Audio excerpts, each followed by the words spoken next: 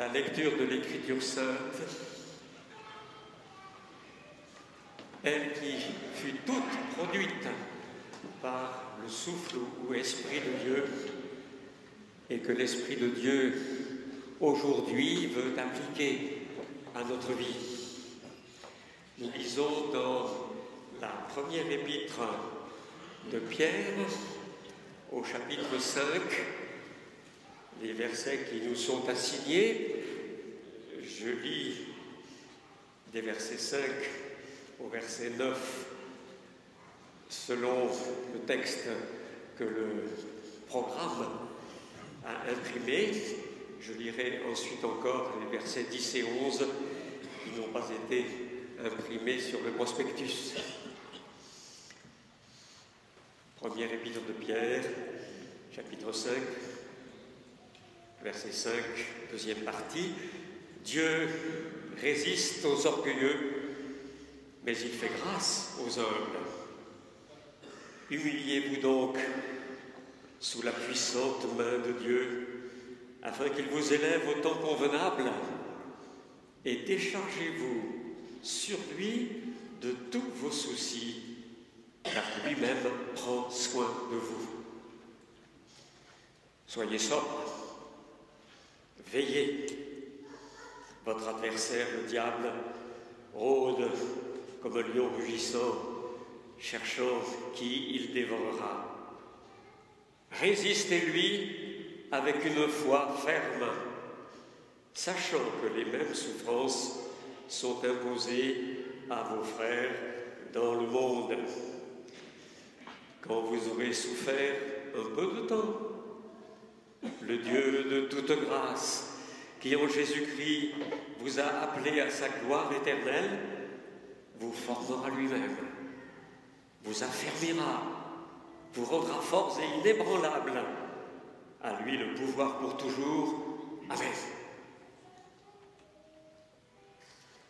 Le texte que nous venons de lire recèle l'impératif que nous recevons tout au long de la Convention.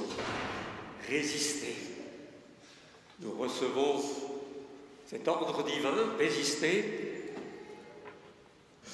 même s'il doit nous valoir quelques sarcasmes, quelle attitude passéiste, comme ils sont ringards ou réactionnaires. Nous le recevons aussi comme le legs des témoins de la vérité, auquel la vérité elle-même, selon l'expression de la troisième épître de Jean, a rendu témoignage.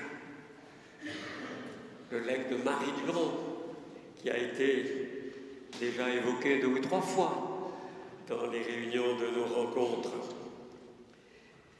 Je ne résiste pas à la tentation de vous lire quelques strophes du poème que Rubens Sayens a écrit sous ce titre devant la tour de Constance et en mémoire de Marie Durand. Lorsqu'elle vit la Sévenole aux cheveux blancs, qui soutenait par sa parole les cœurs tremblants, qui ranimait par son courage les volontés, montrant écrit sur son visage « Résistez ». Lorsqu'elle vit la femme austère, la mort, de loin, elle voulut que cette pierre fût son témoin. Et pour prévenir après elle les lâchetés, elle écrivit sur la margelle « Résistez ». En ce temps-là, dans son Versailles, le roi riait, tandis qu'ici, sous ses murailles, la foi priait.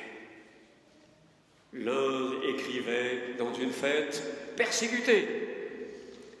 L'autre écrivait, baissant la tête, « Résistez ». Et c'est toi qui fus la plus forte, vaillante foi.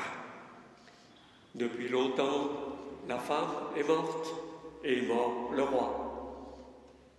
Mais tandis que sceptre et couronne sont emportés, dans la tour ce vieux mot rayonne. résister.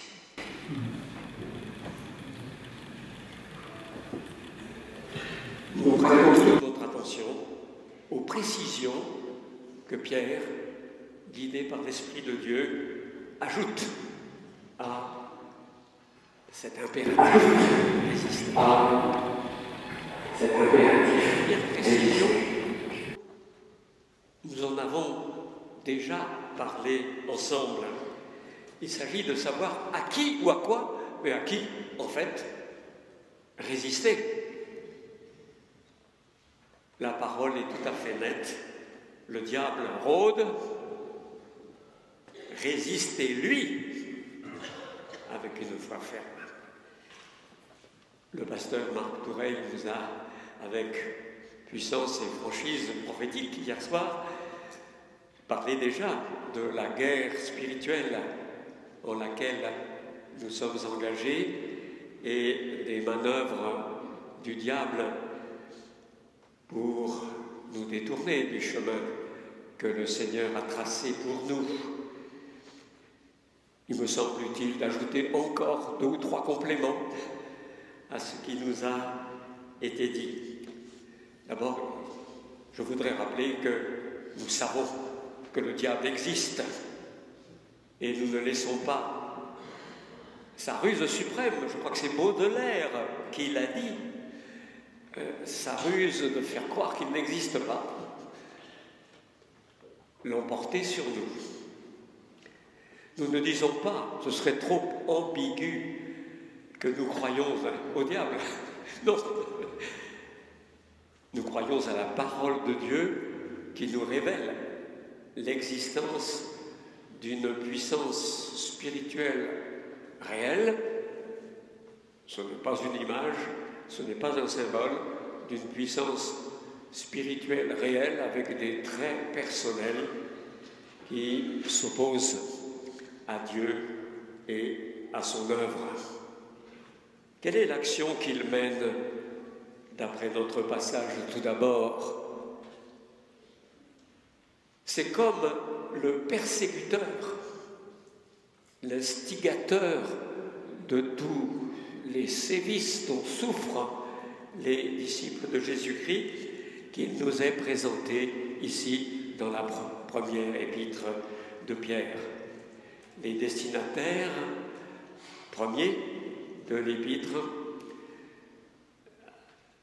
faisaient l'expérience comme d'une fournaise ardente qui était au milieu d'eux, chapitre 4, verset 12, comme au temps de Marie Durand. Nous nous rappelons bien sûr, comme il a été dit par le pasteur Gatet-Laché, que dans le monde aujourd'hui, beaucoup de nos frères connaissent les mêmes attaques persécutrices inspirées par Satan. Et nous pouvons nous dire que le Seigneur semble nous épargner la chose dans toute sa force, en tout cas. Je voudrais quand même dire qu'il y a des degrés et qu'il peut y avoir dans le secret des familles, des couples, des persécutions très pénibles et qui sont d'inspiration satanique. Je pense aussi qu'il y a des situations particulières, par exemple celle de nos frères ou sœurs d'origine musulmane qui se tournent vers le Seigneur Jésus, qui correspondent bien à ce qu'évoque l'apôtre Pierre dans le passage que nous lisons. Il y a des persécutions violentes qui se déroulent en France, car Dieu tourne vers lui un certain nombre de ces créatures dans son image qui ont été formées dans le contexte de l'islam, et il paie un prix fort pour devenir disciple de Jésus. Il y a même d'autres situations. J'ai entendu parler d'une petite fille chrétienne qui, dans la cour de récréation, est la cible d'une vraie persécution d'une ligue de filles musulmanes. Ça existe aussi. Donc ne croyons pas que nous soyons si loin de la situation qui est évoquée par la première épître de Pierre avec Satan persécuteur. Satan ému par la haine de Dieu. Alors, il est tout ce qui porte la marque de Dieu, tout ce qui reflète ce qu'est Dieu. Les créatures humaines comme telles, oui. Et c'est pourquoi il désire les entraîner vers la destruction, mais plus encore ceux qui sont renés en Dieu, ceux qui portent la marque de Jésus. Ce n'est pas seulement comme le persécuteur que Satan attaque les enfants de Dieu. Il y a deux autres façons qui, me semble-t-il, doivent être particulièrement rappelées. Le nom même de Satan, vous le savez sans doute, c'est un terme commun en hébreu, il veut dire l'accusateur. Au chapitre 3 du livre de Zacharie, nous avons le Satan, parce qu'on utilise l'article devant le nom, le Satan qui était là pour sataner le grand prêtre Josué qui représente le peuple. Le verbe traduit accuser, et à juste titre, c'est le verbe Satan. Satan était là, le Satan était là pour le sataner, pour l'accuser. Il est appelé au chapitre 12 de l'Apocalypse l'accusateur de nos frères. Hier, il a été question de la fausse culpabilité ou de la culpabilité qui reste faussement sur la conscience de ceux qui ont été pardonnés et lavés par le sang de Jésus, le sang précieux que nous avons chanté, et dont Satan fait un outil d'accusation. Je pense pouvoir dire aussi que nous devons reconnaître comme satanique l'esprit d'accusation. Dans notre vie nationale, publique, à l'heure actuelle, je pense que souffle un vent d'accusation. Et dans l'Église, en tout cas je sais quel dégât terrifiant produit l'esprit d'accusation lorsqu'il se développe dans une Église. Si notre guerre se mène contre Satan, si c'est à lui que nous résistons, ce n'est pas à la chair et au sang, c'est-à-dire aux êtres humains, d'après le passage qui doit être encore expliqué cet après-midi. Cela veut dire donc que nos adversaires ne sont pas d'abord les humains, mais il y a une complexité, car Satan se sert des humains pour persécuter, pour accuser, pour séduire aussi. Car séduire, c'est l'autre façon dont il a été question largement hier soir. Et il faut bien résister aussi aux humains qui servent d'instruments à Satan, comme Paul a résisté en face au magicien Élymas, au chapitre 13 du livre des Actes, comme notre Seigneur Jésus a résisté aux scribes et pharisiens. Mais quelle est alors la conséquence de ce que nous savons? Ce n'est pas à eux, finalement, que nous avons affaire comme ennemis de la cause dont nous sommes. Je pense que lorsque nous devons nous opposer à des humains même, c'est sans oublier qu'ils sont autant victimes eux-mêmes que complices. C'est ce qui se passe constamment dans le péché, mais particulièrement dans cette situation où Satan utilise des humains pour persécuter, accuser ou séduire. Nous nous opposons sans méconnaître notre commune fragilité avec eux, que nous sommes aussi vulnérables. Et si nous résistons, ce doit être une expression de l'amour du prochain, l'amour pour ses victimes, de telle sorte que notre résistance soit un moyen que Dieu utilise pour les libérer eux-mêmes. C'est ce que la seconde épître à Timothée souligne à la fin du chapitre 2. Réfutez les contradicteurs, mais avec douceur, dans l'espoir que Dieu leur donne la repentance et les délivre des pièges du diable. La seconde précision que l'épître de Pierre met en valeur et qui a été retenue dans le titre assigné à cette prédication ce matin, c'est avec une foi ferme. Résister avec une foi ferme, ou si on traduit encore plus littéralement, ferme en la foi, ferme quant à la foi. Alors la première chose à dire, c'est que la résistance est affaire de foi. Pas d'obstination, j'ose dire même c'est non. Pas seulement de courage, même s'il faut du courage. Il s'agit d'abord du rapport à Dieu, de la foi, qui est un mouvement par lequel nous nous projetons comme hors de nous-mêmes en Dieu.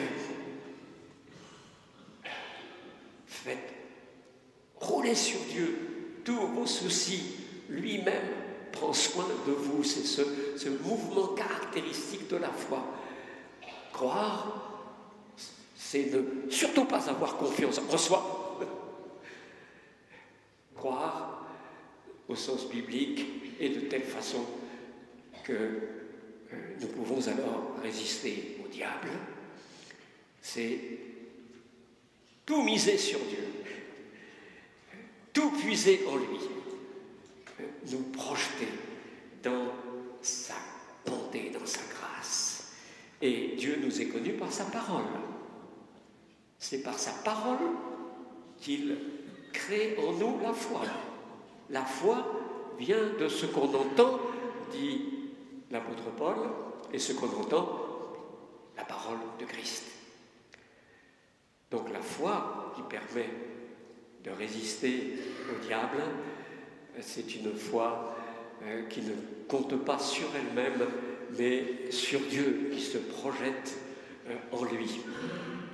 Il est tout à fait normal qu'elle soit associée à la fermeté, car l'idée de fermeté, de solidité appartient aux mots mêmes qui disent la foi dans toute l'Écriture. La racine du mot foi en hébreu évoque la robustesse. Et il y a un mot de cette racine qui évoque, semble-t-il, des colonnes dans la construction du temple. C'est la racine du mot amen, qui signifie oui, c'est bien ça, c'est du solide, nous confirmons. La foi est associée à la solidité et croire, mettre sa foi en. Cela signifie traiter quelque chose ou quelqu'un comme un appui solide. Croire, c'est savoir que là, c'est quelque chose qui ne va pas décevoir, qui ne va pas percer la main, selon l'image qu'on trouve dans le livre d'Ésaïe, comme le roseau sur lequel on essaie de s'appuyer, puis il blesse, parce qu'il n'est pas un appui fiable. La foi, c'est s'appuyer sur un appui solide.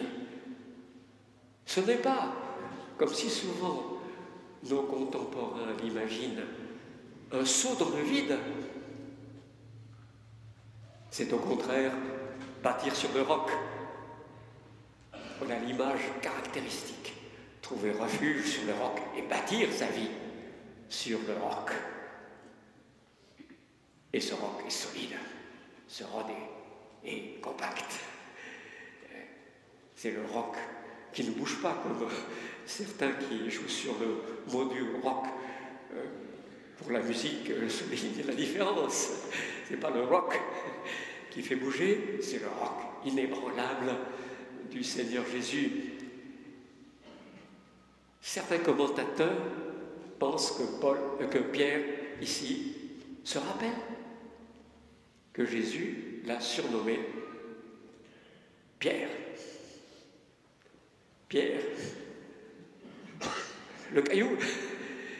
Pierre, celui qui doit correspondre au rocher sur lequel Dieu va bâtir son Église. Jésus va bâtir son Église. Et l'accent sur la fermeté, c'est aussi un accent que le Seigneur a mis lorsqu'il a annoncé quel serait le ministère de Pierre. Tu vas me renier, mais quand tu seras revenu, converti, quand tu seras revenu, tu auras fait demi-tour par rapport à cette voie désastreuse, affermis tes frères. C'est le même mot que dans notre passage. Affermis tes frères.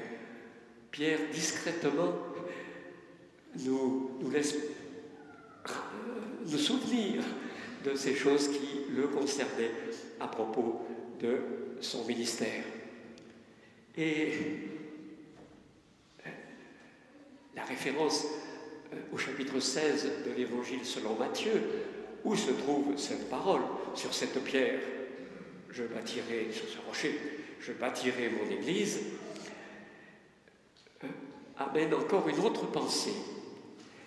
Jésus dit dans les mêmes paroles à Pierre que les portes du séjour des morts ne prévaudront pas contre cette Église qu'il bâtit.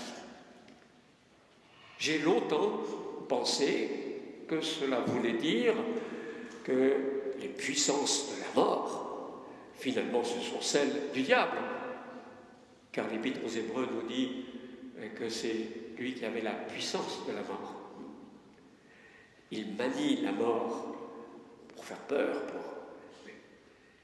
J'ai longtemps pensé donc que ce verset signifiait que les puissances de la mort ne l'emporteraient pas contre l'Église. Quand j'ai lu un élément de commentaire qui m'a vivement frappé, éclairé, cela ne convient pas, cette pensée que je viens de résumer à l'image des portes. Ce n'est pas avec les portes qu'un ennemi attaque. Il ne s'agit pas donc de la résistance aux attaques sataniques, la mort. Les portes, c'est ce par quoi un ennemi se défend, ces portes. Et donc si les portes du séjour des morts, du domaine de la mort qui est associé à Satan, ne résisteront pas, cela veut dire que nous sommes dans la perspective de la contre-attaque. La meilleure défense, c'est l'attaque. Résister au diable avec une foi ferme, c'est riposter en attaquant les bastions de l'adversaire avec l'épée de la parole de Dieu pour délivrer les âmes qu'il tient sous sa coupe.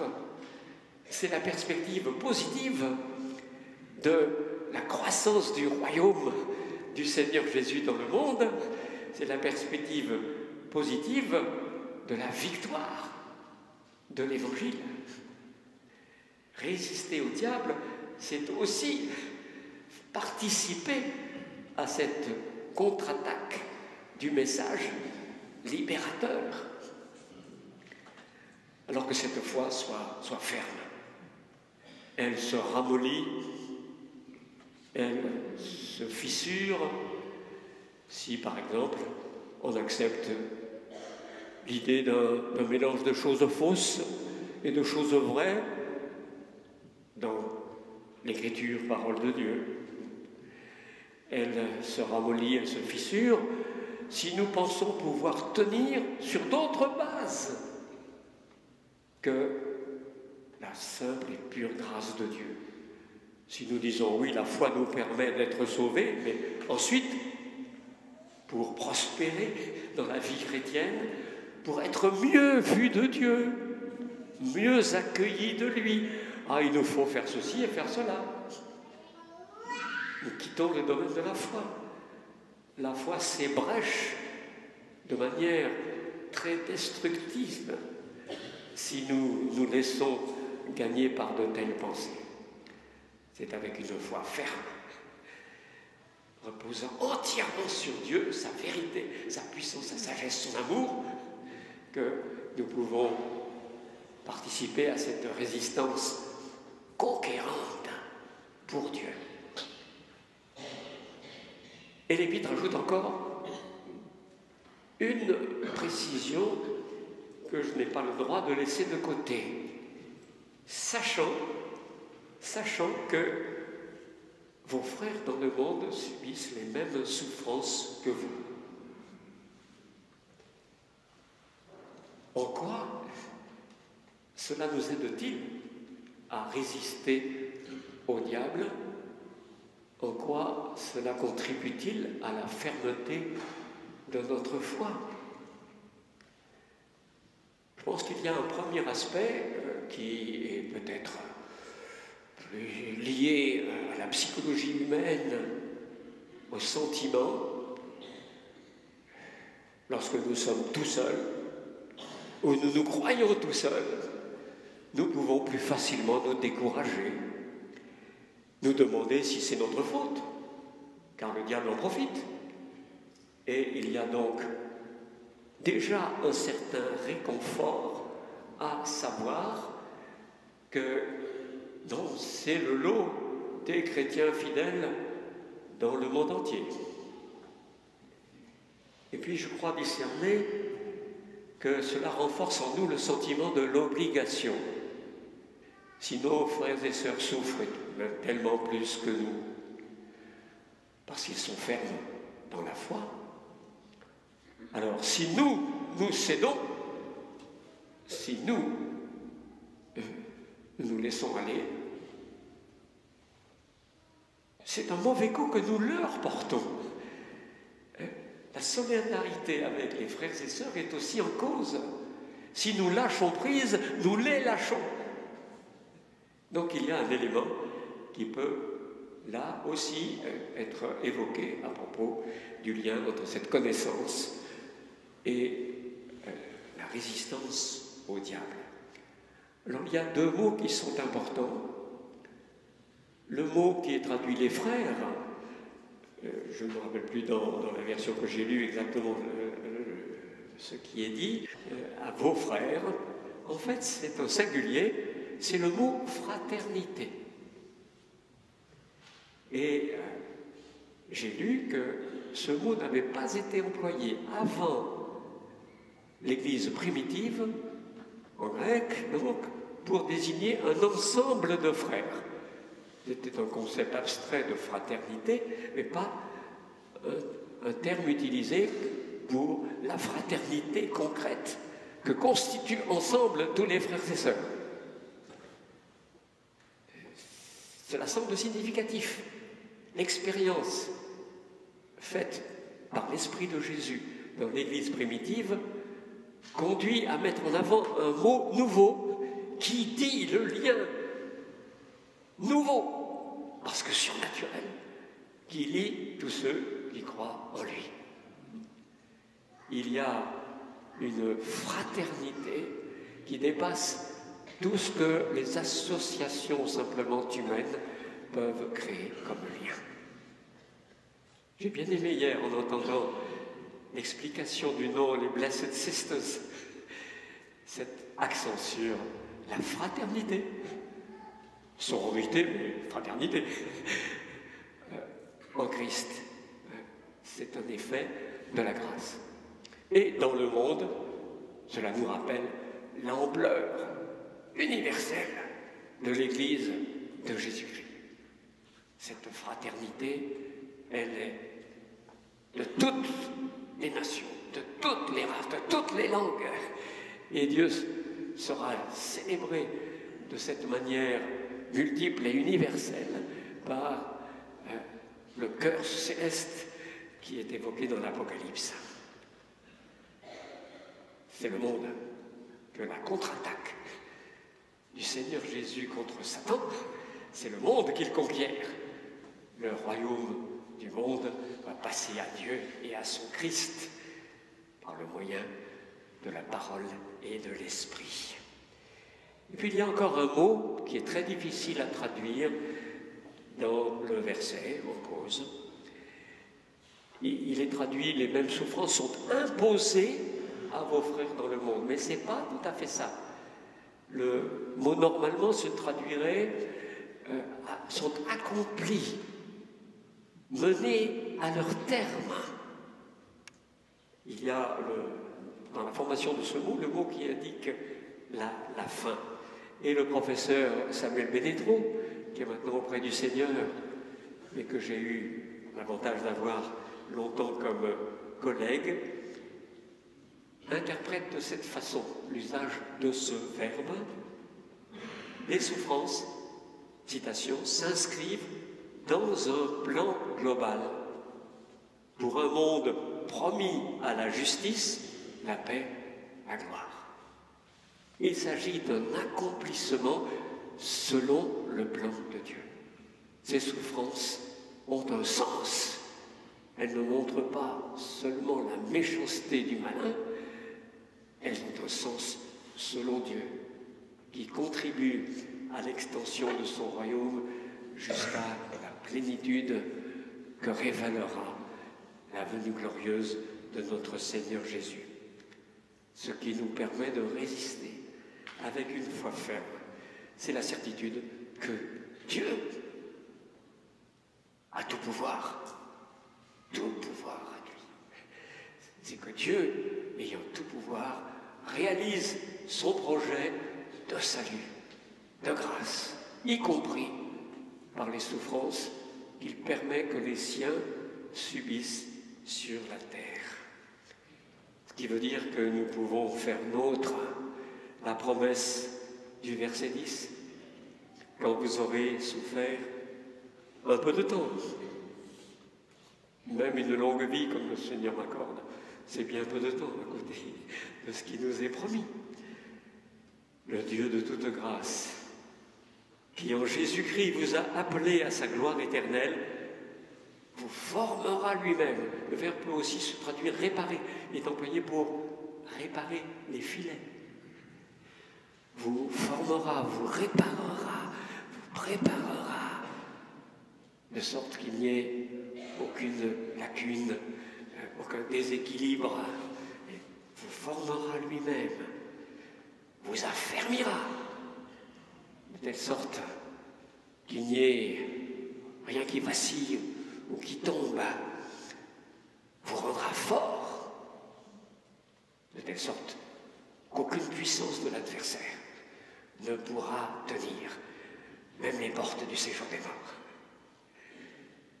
Et vous rendra inébranlable, ou plus exactement, vous assurera des fondations, c'est le verbe fonder, vous donnera des fondations inébranlables pour que notre foi reste ferme jusqu'au